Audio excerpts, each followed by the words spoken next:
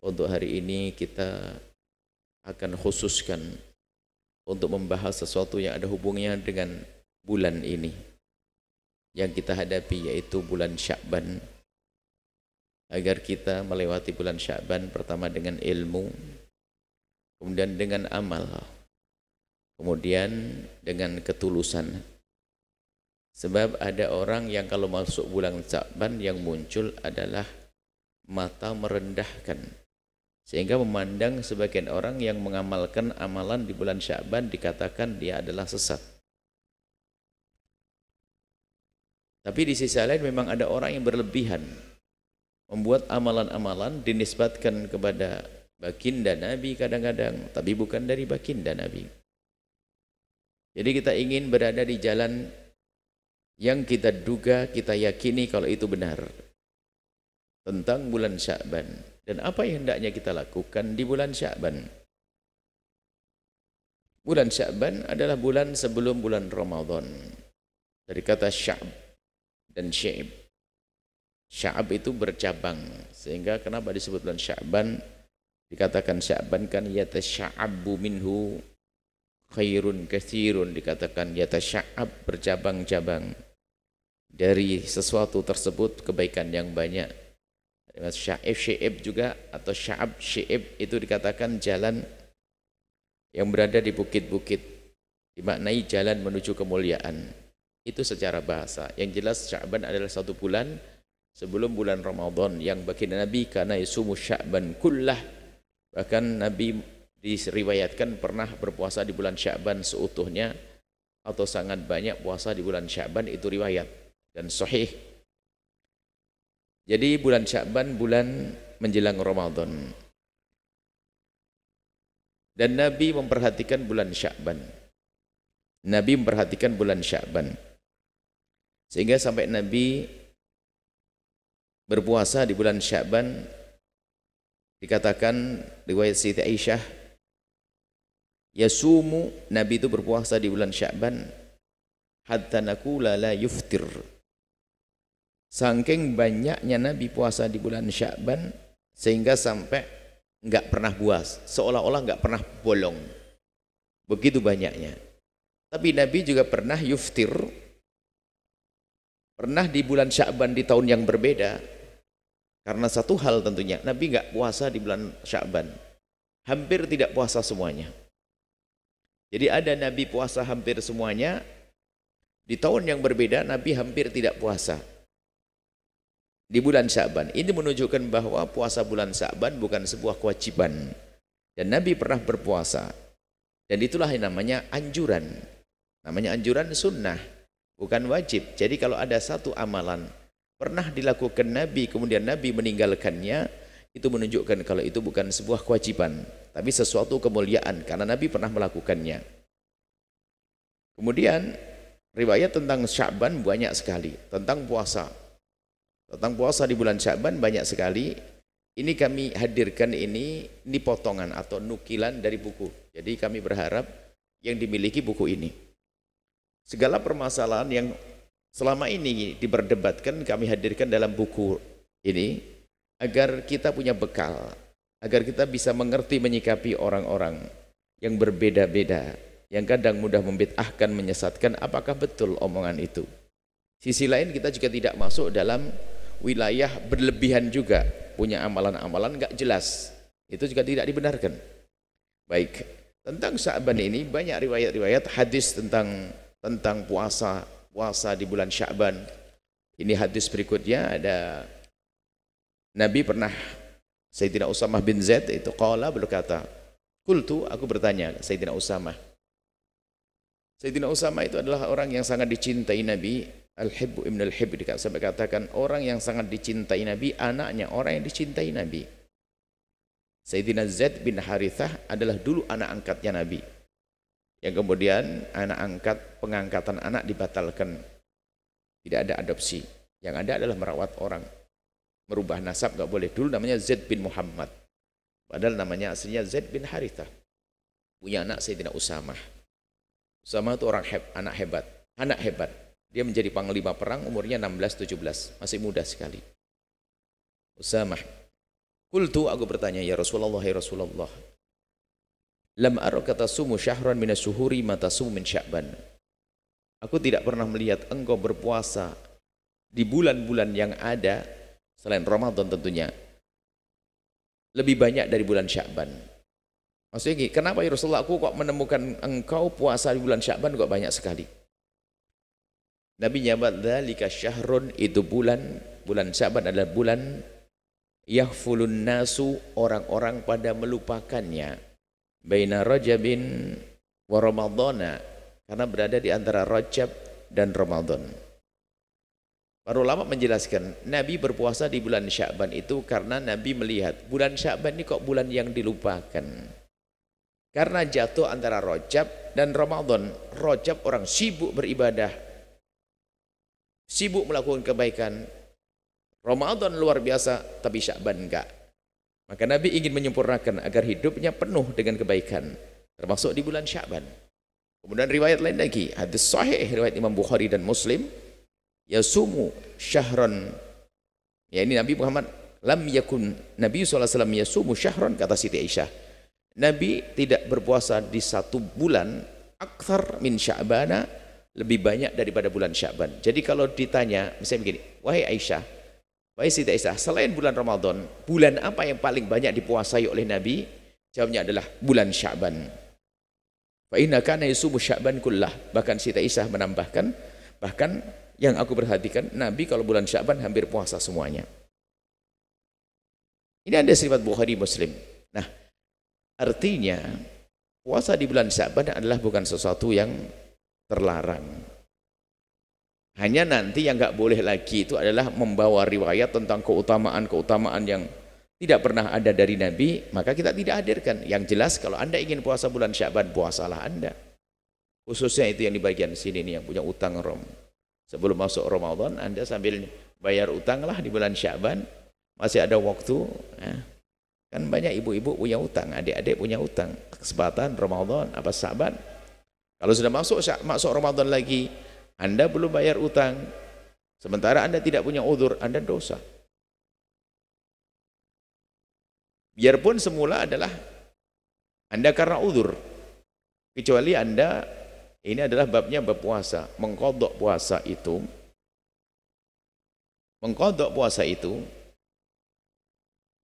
bagi seorang wanita yang punya udzur dulu haid kan tidak puasa, tapi diqadha dong nanti. Nifas karena menyusui. Jadi kalau Anda puasa tahun lalu sebelum Ramadan yang lalu, waktu mengqadha Anda itu terbentang antara Syawal sampai Sya'ban. Jika Anda tidak membayarnya kok masuk Ramadan baru lagi, Anda dosa, kecuali Anda punya udzur. Udzur itu kan, ini bab fikih puasa, insya Allah kami hadirkan di pekan depan tentang fikih puasa. Perempuan yang nggak wajib puasa, hamil, menyusui, dan seterusnya. Ada 9 orang yang tidak wajib puasa nanti. Cuman gambarannya ini, ada seorang ibu-ibu katanya, wanita solehah katanya. Wanita solehah, tapi nggak pernah puasa Ramadan dia. Anaknya 13. Jadi waktu hamil nggak puasa, hamil nyusui, hamil lagi nyusui, hamil lagi nyusui, 13. Jadi hidupnya antara hamil dan nyusui, hamil nyusui, hamil nyusui, nggak sempat puasa dia, nggak dosa dia. Jadi kalau Anda dalam setahun ini kok punya udzur, lalu Anda tertunda mengqadha Anda, maka tidak dosa. Tapi kalau Anda ini nganggur, hamil enggak, nyusui enggak, sakit enggak, bepergian juga enggak, Anda punya utang, kok enggak Anda bayar sampai masuk Ramadan berikutnya, Anda dosa. Sehingga utang Anda tetap utang, kemudian Anda membayar fidyah. Satu hari puasa 6,7 on bagi satu puasa yang Anda belum bayar tanpa udzur. Tapi kalau ada udzur nggak pakai fidyahan. Kalau tidak ada udzur, tidak ada udzur. Kalau ada udzur nggak ada masalah. Yaitu tadi Karena hamil dia nggak kuat puasa. Habis hamil menyusui, waktu mengkodok setahun nyusui. Bayinya bayi sehat, sehingga seorang ibu lemes, nggak kuat, nggak puasa. Lalu nggak sempat mengodok, nggak apa-apa. Jadi tolong yang nggak punya masalah, Anda segera kodok mung ada waktu Ramadan ini. Baik. Kemudian ini masalah puasa. Kemudian masalah menghidupkan malam nisfu Sya'ban itu seperti apa sih? Menghidupkan malam nisfu Sya'ban. Ada berita tentang keutamaan, kelebihan malam nisfu Sya'ban. Dalam satu riwayat dari Sayyidina Mu'adz bin Jabal. Bahkan di para muhadditsin banyak mengatakan hadis sahih. Ani Nabi, dari baginda Nabi sallallahu alaihi wasallam, qala yattali'ullahu tabaraka wa ta'ala, Allah yang maha suci, maha luhur, maha mulia melihat ila khalqihi, kepada hambanya. Alani. Setiap saat kan Allah melihat. Tapi kalau sudah disebutkan, Anda sudah melihat saya, kemudian saya katakan lihat, berarti ada sesuatu yang penting. Waktu Allah menyebutkan, Nabi Muhammad menyebutkan Allah melihat, berarti pandangan yang khusus. Nah, pandangan khusus apa sih? Ilmu Allah atau apa? Apa pandangan khusus Allah kepada hambanya? Pandangan khusus Allah kepada hamba adalah curahan rahmat dan keberkahan dan pengampunan seperti yang disebutkan dalam hadis lain. Jadi yattali'ullahu tabaraka wa ta'ala, Allah melihat hambanya dengan pandangan yang khusus ila khalqihi lailatan nisfi min Sya'ban, setiap malam nisfu Sya'ban. Setiap malam nisfu Sya'ban Allah melihat kepada hambanya dengan pandangan khusus. Fa yaghfiru, lah ini buahnya, li jami'i khalqihi, kemudian Allah akan mengampuni semua makhluknya, illa li musyrikin, kecuali orang yang menyekutukan Allah. Orang yang menyekutukan Allah nggak dapat tentunya dia. Au musyahin, atau orang beriman tapi dia punya masalah dengan saudaranya, rebutan waris belum beres dan sebagainya, punya dendam dengan saudaranya, musyahanah, kebencian, kedengkian, permusuhan, maka malam nisfu Sya'ban berlalu, dia tidak diampuni oleh Allah. Nah, orang harus paham bahwasanya jika satu malam disebut sebagai malam istimewa, istimewanya bukan istimewanya malam itu, akan tapi apa yang kita lakukan di malam itu, kan begitu. Biarpun malam istimewa, kalau malam itu bermaksiat, apakah jadi istimewa orang tersebut? Tentu tidak. Ya, jangan salah, ada sebagian mengatakan ini yang mengingkari menghidupkan malam nisfu Sya'ban dengan kebaikan, mengatakan memang malam nisfu Sya'ban adalah malam istimewa, tapi bukan berarti kita harus punya amalan khusus di malam itu. Lah, ini kan aneh jadinya. Adanya malam istiwa itu agar kita faham untuk kita istimewakan. Bagaimana mengistimewakan malam itu? Ya, kita mendekatkan diri kepada Allah dong.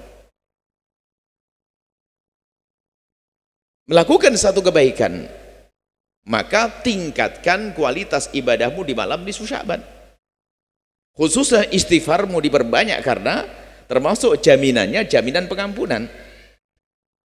Nah, kalau malam itu bermaksiat, ya nggak dapat bagian dong. Berarti yang mendapatkan pengampunan yang memohon, yang minta kepada Allah akan diampuni, beri oleh Allah. Kecuali orang yang minta ampun kepada Allah di malam itu, tapi dia masih punya kebencian, permusuhan dengan saudaranya. Jadi malam itu hendaknya kita gunakan untuk mengadu, memohon kepada Allah, bukan dilarang. Lalu amalan apa yang bisa kita lakukan di malam nisfu Sya'ban? Ini tolong catatan. Tidak ada amalan khusus, hei hamba Allah. Anda tidak perlu buat amalan khusus, tapi apapun amalan yang bisa dilakukan di luar nisfu Sya'ban, Anda boleh melakukan di malam itu. Anda bisa menghidupkan zikir, baca sholawat, baca Al-Quran. Pokoknya malam itu harus kita jadikan malam untuk kita menghadang rahmat Allah, untuk mendapatkan karunia Allah, mendapatkan pengampunan Allah. Kita istimewakan dengan ibadah. Ibadah apa saja? Bersedekah, silaturahmi khususnya, karena yang tidak silaturahmi tidak akan diampuni oleh Allah Subhanahu wa taala. Sampai di sini sudah cukup bahasanya. Anda boleh menghidupkan malam itu dengan amalan apa saja yang bisa Anda lakukan di luar nisfu Sya'ban. Adapun kita mendengar tentang sholat yang katanya 100 rakaat dan sebagainya, tapi dengan nama-nama sholat yang ditentukan seperti surat Raghaib dan yang sebagainya, Imam Ibnu Hajar punya pendapat dalam hal ini, biarpun itu disebut oleh Imam Ghazali. Ini perbedaan antara ulama. Maka paling aman adalah jika Anda ingin melakukan sholat, lakukanlah sholat, karena sholat boleh dilakukan kapan saja, termasuk di malam nisfu Sya'ban. Sholat 50 rakaat boleh, 100 sholat. Tapi sholat apa itu? Sholat sunnah mutlak, sholat sunnah apapun, hajat, istikharah, apa saja, Anda boleh melakukan di situ, bukan sebuah bid'ah, bukan sebuah kesalahan. Ini yang perlu kami hadirkan tentang malam nisfu Sya'ban. Sehingga kalau ada kegiatan-kegiatan di kampung selama ini yang sudah menjadi rutin, kebiasaan, jangan dirubah. Kalau ternyata mereka bersandar dengan riwayat yang tidak benar, misalnya riwayat yang dikritik oleh Imam Ibnu Hajar Al-Haytami, amalan itu adalah bid'ah, bukan harus dihentikan itu pekerjaan, akan tapi kita beri pekerjaan yang lain atau dengan niat yang berbeda, sehingga tidak masuk wilayah bid'ah yang dikatakan oleh Ibnu Hajar Al-Haytami. Sehingga kalau seandainya Anda berkumpul malam itu, malam Sya'ban berkumpul, ada yang memberi makanan, enak, sedekah. Terus ada yang baca sholawatan, beristighfar sama-sama. Kemudian setelah itu saling memaafkan, merenung dosa kepada siapa kita, sehingga setelah itu langsung ketemu di masjid, saling memaafkan dan sebagainya. Itulah orang mendapatkan pengampunan dari Allah Subhanahu wa taala. Baca Al-Qur'an boleh karena Anda seorang penghafal Al-Qur'an. Kalau Anda seorang fakih, mudarasah fikih, belajar fikih, sah-sah aja.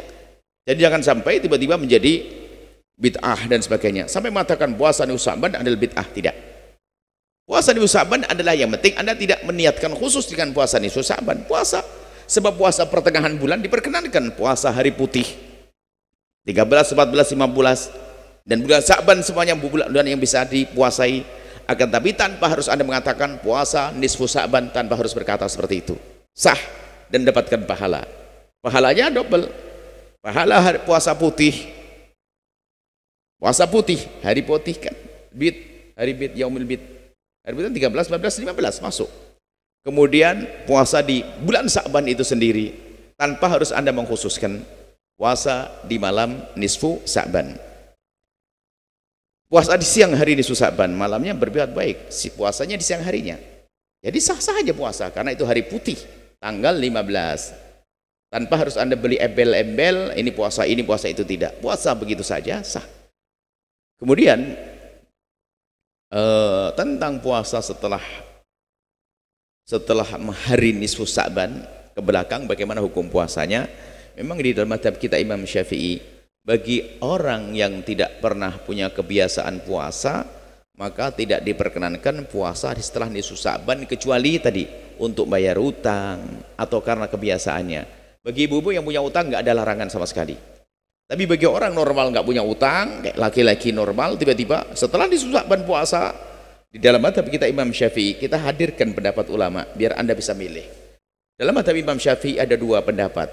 Pertama mengatakan haram, nggak usah puasa. Yang kedua adalah makruh. Ternyata jumhur ulama mengatakan tetap sunnah. Jadi Anda tidak usah bingung dalam hal ini. Sudah kalau ingin puasa, puasalah, ya. Ingin puasa, puasa saja. Dan caranya yang paling tepat adalah, ya, Nabi pernah menyebutkan la taqaddamu, jangan kau mendahului Ramadhana biyaumin aw wala biyaumaini. Kamu jangan mendahului Ramadan dengan puasa sehari atau 2 hari. Maksudnya di setelah nisfu Sya'ban jangan puasa sehari atau 2 hari. Illa rajulun, kecuali seorang laki-laki kana yasumu sauman, kecuali satu orang berpuasa di sebelum nisfu Sya'ban. Jadi gini, kalau Anda pengen aman, biarpun menurut madhab Imam Syafi'i tetap saja diperkenankan Anda puasa, caranya Anda ambil sehari sebelum nisfu Sya'ban biar nyambung seperti itu. Kalau puasa Senin Kamis tetap nggak ada halangan. Jadi yang nggak boleh adalah, bagi yang mengatakan tidak boleh adalah Anda nggak pernah puasa, tiba-tiba setelah nisfu Sya'ban puasa, bukan bayar utang, bukan puasa Senin Kamis puasa, nggak boleh. Tapi yang mengatakan nggak boleh pun dalam mazhab Imam Syafi'i berbeda-beda. Imam Royani mengatakan adalah makruh. Bahkan sebagian dari ada umat mazhab Syafi'i mengatakan tetap sunnah seperti mazhab yang lain. Jadi nggak usah ribut. Sudah puasa juga enggak ribut, nggak dimasalah ini. Ya. Kalau puasa ada pendapat silahkan. Bayar utang dan seterusnya. Baik, ini saja maksud kami apa? Anda jangan gampang terpengaruh dengan sebagian orang yang punya heboh bulanan. Heboh bulanan ada bulan Maulid heboh, bulan Rajab heboh, bulan Syawal nanti ada heboh lagi, Ramadan heboh, kemudian Sya'ban heboh. Anda tidak boleh ikut-ikutan itu. Bulan kita adalah bulan ilmu, dan sudah Anda terima ilmu insya Allah, sehingga yang mau puasa silahkan puasa, yang ingin punya amalan di malam nisfu